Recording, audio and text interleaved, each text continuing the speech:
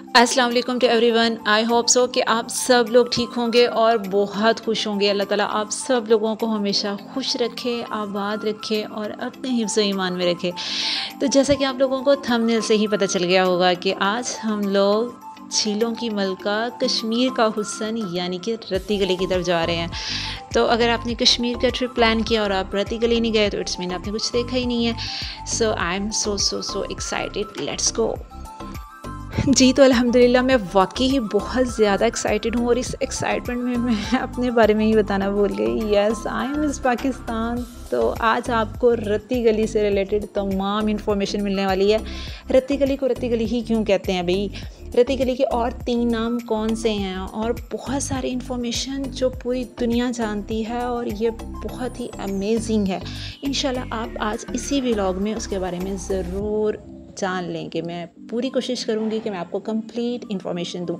तो इस टाइम हम मौजूद हैं कैरन में और यहाँ से हम लोग जाएंगे दवारियाँ और वहाँ से हम लेंगे इंशाल्लाह जीप।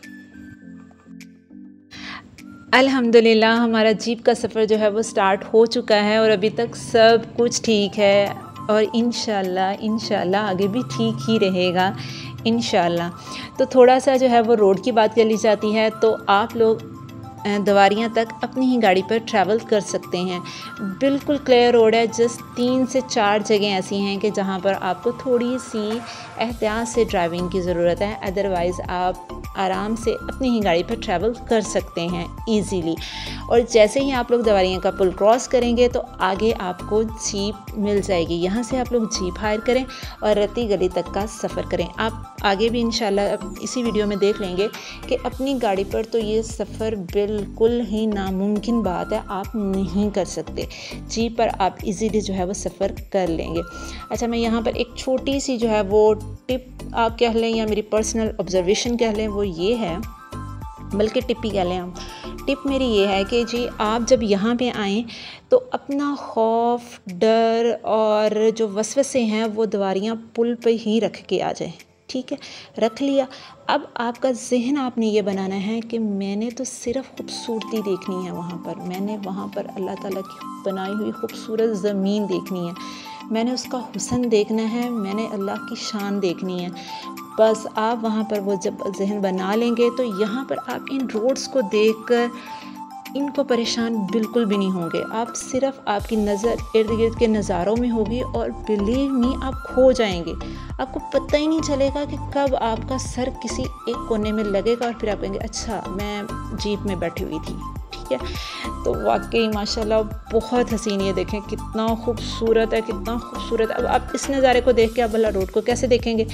तो आपने यहाँ पर नज़ारों को देखना है और आप एक चीज़ खुद ऑब्ज़र्व करेंगे। अच्छा, नज़ारे भी थोड़ी देर बाद चेंज हो जाते हैं। लाइक अभी जैसे यहाँ से चश्मा अभी आपने देखा, थोड़ा सा आप आगे जाएंगे तो बिल्कुल ग्रीन चादर जी बिछी हुई है, थोड़ा सा आगे जाएंगे ग्लेशियर्स आ जाएंगे। मतलब हर लम्हा जो है वो व्यू चेंज हो रहा है, हर लम्हा व्यू चेंज हो रहा है। तो माशाल्लाह ये बहुत ही खूबसूरत है, बहुत ही प्यारा है, बहुत ही हसीन है। तो ये नज़ारे बहुत प्यारे हैं, आप इसको बहुत ज़्यादा एंजॉय कीजिएगा और इन रोड्स को की तो बिल्कुल फ़िक्र करने की ज़रूरत ही नहीं है। अच्छा जी, तो साथ साथ बात कर ली जाती है थोड़ी सी डिस्टेंस के हवाले से कि रत्ती गली कितनी दूर है, अभी हमने कितना सफ़र और तय करना है। जी तो दवारियाँ पुल से रत्ती गली बेस कैंप तक का सफ़र जो है वो राउंड अबाउट 30 to 40 किलोमीटर है। अब रत्ती गली बेस कैंप मैं क्यों कह रही हूँ, रत्ती गली लेक क्यों नहीं कह रही, तो ये भी इंशाल्लाह बात ज़रूर डिस्कस होगी कि इन दोनों में क्या फ़र्क है। तो ये राउंड अबाउट 30 to 40 किलोमीटर है बेस कैंप तक और ये इट डज़न्ट मीन कि आप इसको जो है वो 1 घंटे में तय कर लेंगे इस फासले को। ऑफ रोड भी है और इसके लिए हम वर्ड डेंजरस भी यूज़ कर सकते हैं, बट नॉट डेंजरस यूज़ नहीं करना, डरना नहीं है, ऑफ रोड ही इस्तेमाल करेंगे। ये ऑफ रोड है थोड़ा सा और रास्ते भी बहुत सारी जगहों पर, सिर्फ चंद एक मुकाम नहीं मैं कहूँगी, बहुत सारी जगहों पर रास्ता जो है वो ख़राब भी होता है और अगर आगे से कोई गाड़ी आ रही है तो फिर तो अच्छा खासा जो है वो ड्राइवर हजरात का जो है इम्तिहान होता है। तो इस वजह से जो है ना ये तकरीबन 2.5 से 3 घंटे लग जाते हैं आपको रत्ती गली बेस कैंप तक जाने में। और लेकिन माशाल्लाह नज़ारे बहुत प्यारे हैं, रास्ता भी प्यारा ही कह लें आप अब। ठीक है, ये देखें जी, रास्ते में आपको इस तरह की जो है वो आबशारें मिलेंगी। यहाँ पर जो है वो ग्लेशियर्स है ऊपर, और जी ये नज़ारे खूबसूरत। आप रास्ते में 2 से 3 जगह जो है वो आप स्टे भी कर सकते हैं, लेकिन स्टे आप जगह जगह नहीं कर सकते, क्योंकि आपकी वजह से जो है वो कोई पीछे से आने वाली या आगे से आने वाली जो है वो जीप रुक सकती है और उसके लिए प्रॉब्लम हो सकता है। सो 1 से 2 मुकाम ही ऐसा है कि जहाँ पर आप रुक सकते हैं और थोड़ी सा अपना फ़ोटो सेशन कर सकते हैं, वीडियो बना सकते हैं। और ये बहुत ही खूबसूरत है, बहुत ही प्यारा है। और ये देखें माशाल्लाह इतना पर, अब यहाँ पे मतलब एकदम के लिए बंदा कंफ्यूज हो जाता है कि रोड तो ख़त्म हो गया, अब हम यहाँ से कैसे गुजरेंगे। लेकिन ये चीज़, ये ज़बरदस्त लैंडिंग है जी हमारी, बहुत ही प्यारी। फिर भी मतलब प्यारी ही इस्तेमाल करूँगी। यहाँ पर एक दफ़ा सांस रुक के दोबारा से स्टार्ट हो जाता है, लेकिन फिर भी बहुत प्यारा है। तब आप इस रोड को मत देखें, इसके साथ वाले नज़ारों को देखें तो वो बहुत ही खूबसूरत है माशाल्लाह, बहुत ही प्यारे। और रोड मतलब आपकी हड्डियाँ, पसलियाँ और दिल, गुर्दे, फेफड़े सब अपनी जगह से हिल जाते हैं, और ये भी सेहत के लिए वैसे अच्छा है।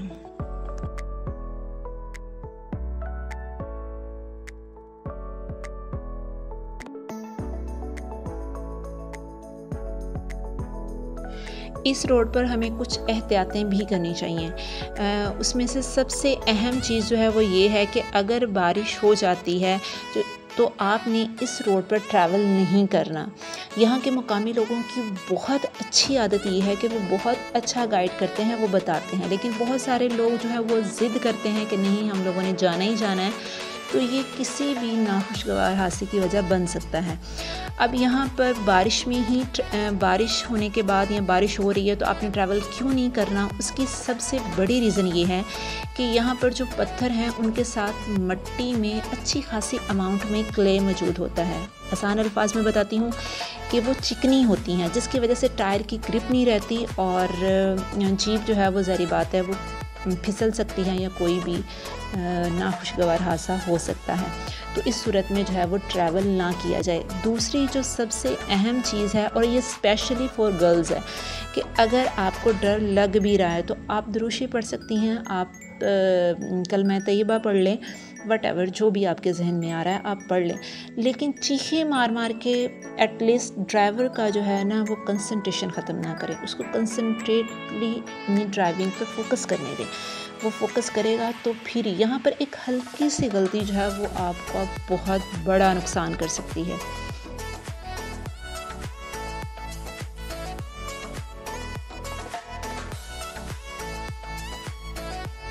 नो डाउट कि ये रास्ता मुश्किल होता है, ख़तरनाक होता है, वट एवर जो भी होता है, लेकिन आप इन रोड्स पे मत देखें बल्कि इनके करीब ये देखें नज़ारे। माशाल्लाह ये कितना प्यारा लग रहा है, कितना खूबसूरत है माशाल्लाह माशाल्लाह, मतलब आपकी ज़ुबान से खुद बेसाख्ता निकल आता है, सुबहान अल्लाह सुबहान अल्लाह, बहुत ही प्यारा माशाल्लाह।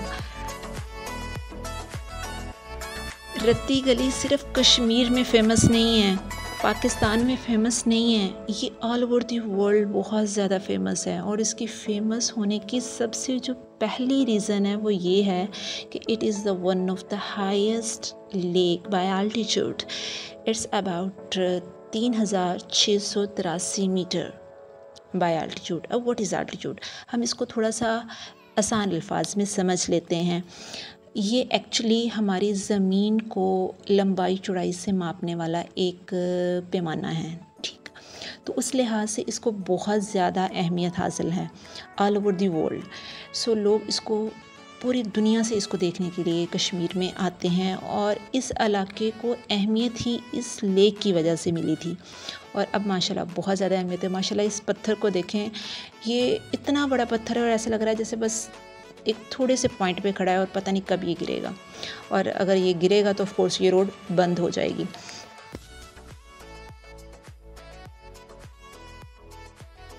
और ये रोड जो है वो बहुत अच्छी बन सकती हैं, और अगर हमारी हुकूमत जो है वो इस पर थोड़ी सी नज़रसानी कर लें, और इससे जो है वो हमारे मुल्क में जो है वो टूरिज़म को फ़रोग़ मिलेगा, और हमारे मुल्क की जो ये एक नेचुरल ब्यूटी है, ये ऑल ओवर द वर्ल्ड जो है उसको देखा जाएगा।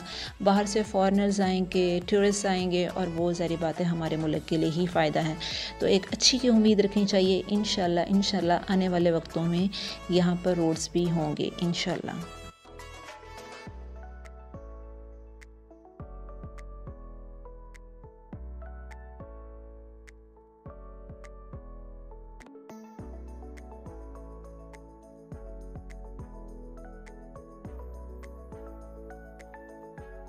अल्हम्दुलिल्लाह हम लोग बस बेस कैंप के पास पहुंच ही गए हैं।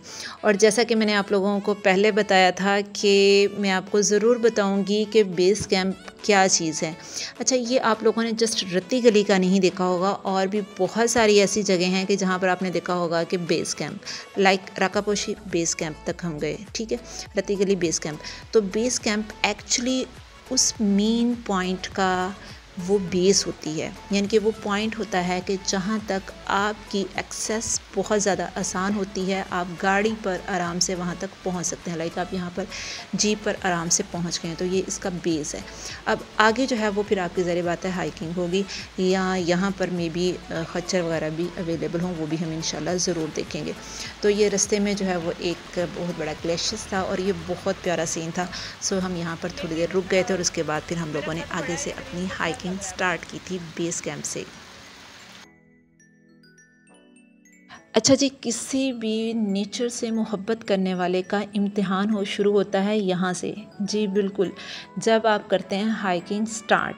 तो हम लोगों ने भी हाइकिंग स्टार्ट कर दी है जी बेस कैंप से, और यहाँ पर जो है वो घोड़े और खच्चर की सहूलत भी मौजूद है, जो वन साइड का अराउंड अबाउट 400 to 500 लेते हैं।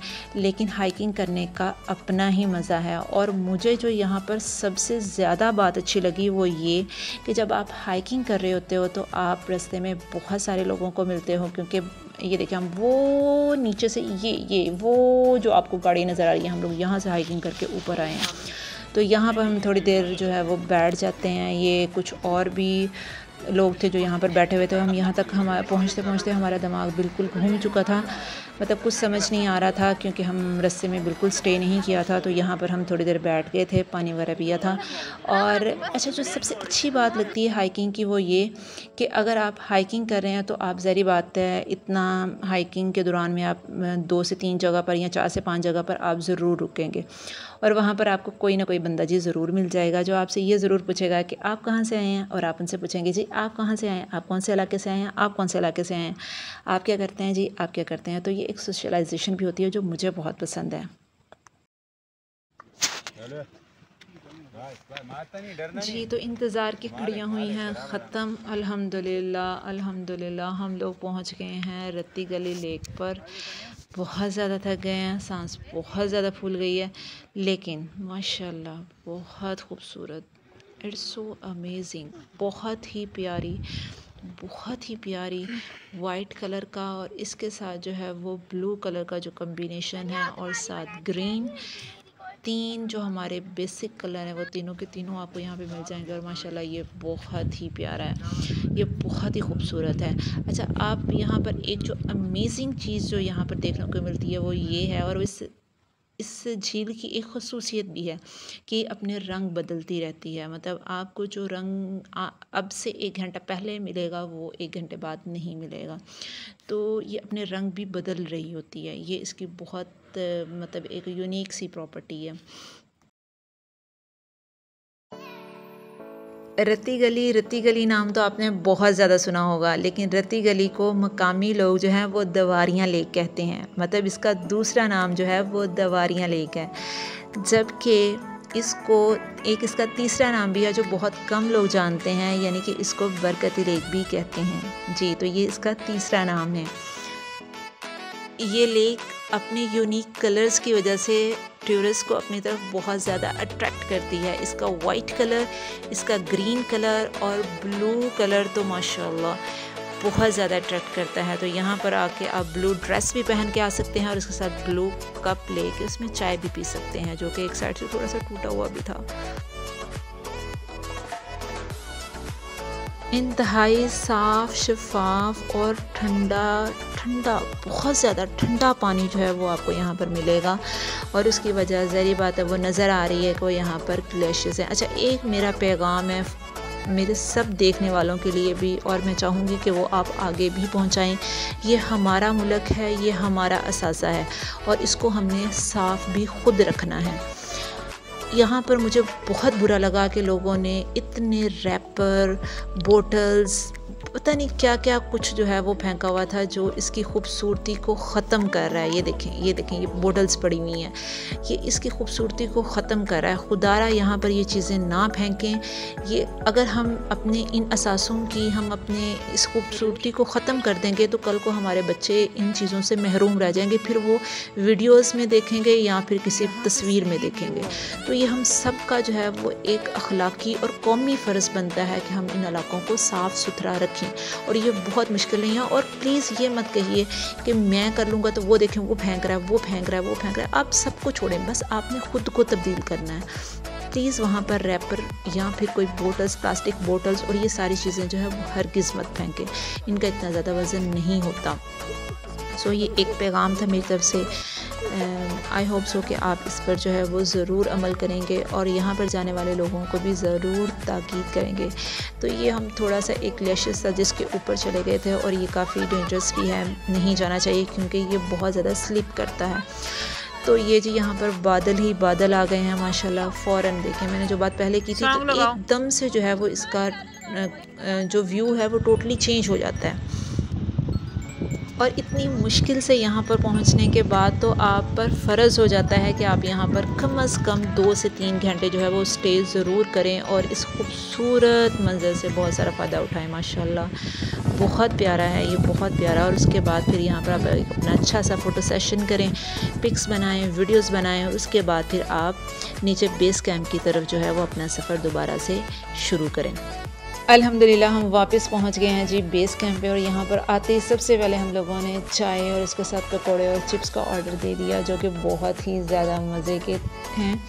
लेकिन आपस की बात बताऊं कि यहाँ पर चिप्स और पकौड़े में कोई फ़र्क नहीं है।